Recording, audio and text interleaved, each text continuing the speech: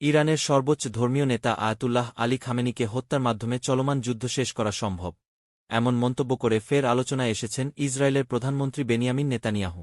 সোমবার তিনি বলেন, খামেনিকে সরিয়ে দেওয়াই এই যুদ্ধের সবচেয়ে সহজ উপায়। এই মন্তব্যটি এসেছে এমন এক সময় যখন মার্কিন প্রেসিডেন্ট ডোনাল্ড ট্রাম্প এ ধরনের হত্যাকাণ্ডের বিরুদ্ধে স্পষ্ট অবস্থান নিয়েছেন। ট্রাম্প প্রশাসনের 2 সাবেক কর্মকর্তার বরাতে রয়টার্স জানায়, ট্রাম্প মনে করেন, যতক্ষণ না ইরান কোনো আমেরিকানকে হত্যা করছে ততক্ষণ রাজনৈতিক নেতৃত্বকে লক্ষ্যবস্তু বানানো অনুচিত।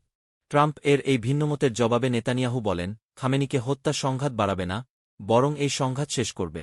তিনি আরও দাবি করেন, ইরানই চায় এই যুদ্ধ স্থায়ী হোক। তারাই আমাদের পারমাণবিক যুদ্ধের দ্বারপ্রান্তে নিয়ে এসেছে। ইসরায়েল গত শুক্রবার ভোরে ইরানের সামরিক ও পারমাণবিক নেতৃত্বকে লক্ষ্য করে আচমকা অভিযান শুরু করে। হামলায় ইরানের একাধিক শীর্ষ সামরিক কর্মকর্তা ও পরমাণুবিজ্ঞানী নিহত হয়েছে বলে দাবি করা হয়।